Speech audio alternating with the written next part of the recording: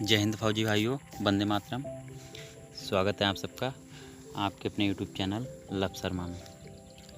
दोस्तों, इस वीडियो में आपको बताऊंगा एडिशनल वाले कैंडिडेट्स का जो मेडिकल 24/8/2020 से 11/9/2020 तक चलने वाला है। हाँ, कुछ कैंडिडेट्स ये भी कहेंगे कि 10 लास्ट थी। जी नहीं, 10 लास्ट डेट नहीं है। जो भी कैंडिडेट्स कंटेनमेंट जोन या जिसे भी कोविड-19 का कोई भी लक्षण, कोई भी सिम्टम्स अगर थे, तो जिसने सीआरपीएफ को कॉल की थी उन नंबरों पे, तो उनके लिए डेट पोस्टपोन की गई थी। तो आपको बताऊंगा A to Z step by step medical में क्या होता है, जैसा कि मेरा हुआ है और मैंने दिया है। तो सबसे पहले साथियों, आपको मेन गेट से एंट्री होगी आपकी। तो एंट्री में आपको कुछ नहीं, एडमिट कार्ड दिखाना होगा, आधार कार्ड या वोटर आईडी, एक कोई भी आईडी, आप ड्राइविंग लाइसेंस, पैन कार्ड कोई भी दिखा के एंट्री करा सकते हैं। मेन पॉइंट आपका एंट्री होगी, अंदर जाएंगे आप।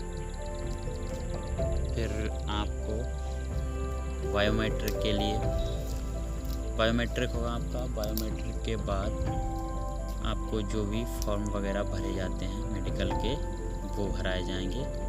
आपको जब तक फॉर्म भराए जाएंगे, आपको पेड कराया जाएगा जब तक आपके डॉक्टर लगभग 12 बजे 11-12 बजे तक आ जाते हैं।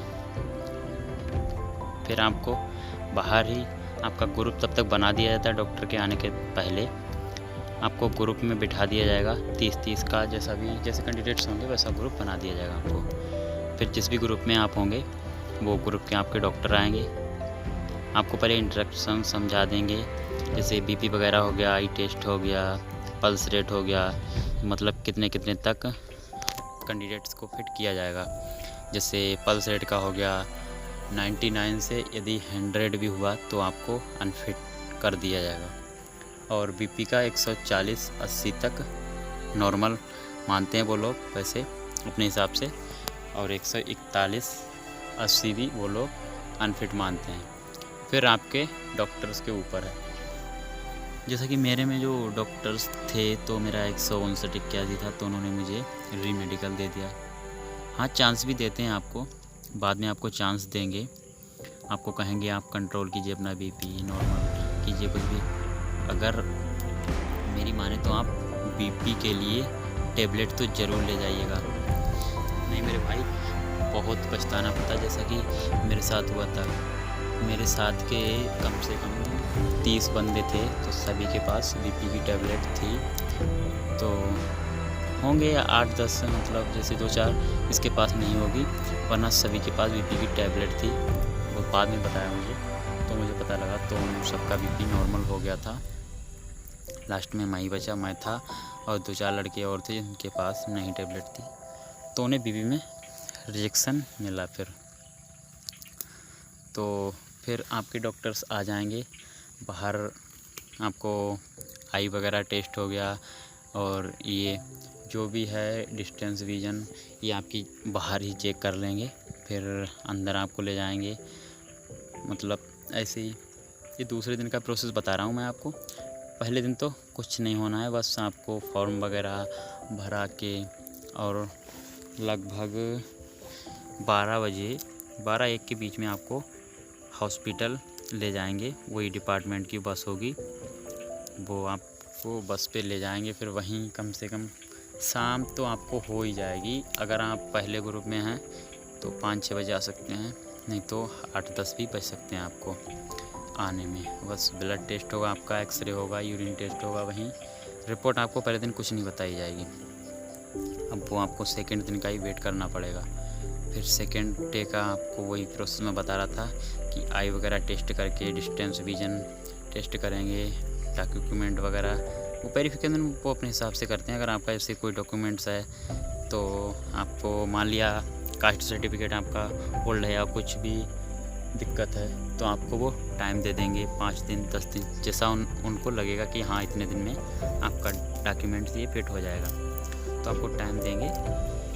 फिर आप उसे बाहर मेडिकल के बाद जमा करा सकते हैं।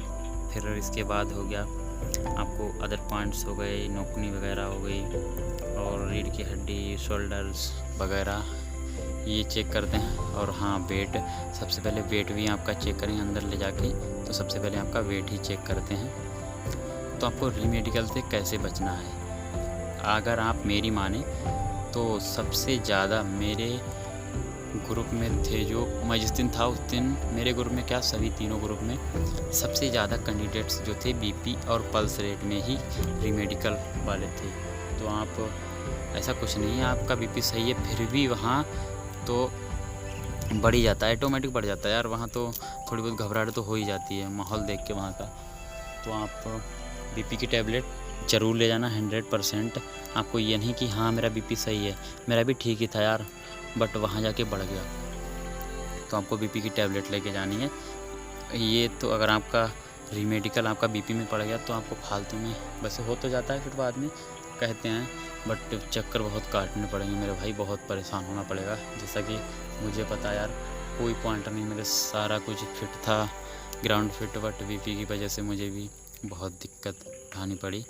तो अब देखो री मेडिकल की अपील भी आके हुई हो या नहीं। तो आपको यही बताना चाहूँगा मैं, सबसे ज़्यादा आप ध्यान बीपी पर ही दीजिएगा, और बाकी आप जो है नोकनी वगैरह वो तो आपका अगर है तो वो होगा ही, और फ्लैट फुट वगैरह हो गया।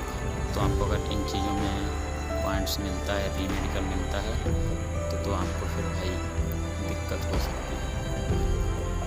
जो भी है प्रिपेयर रहिए आपके लिए। जय हिंद, जय भारत।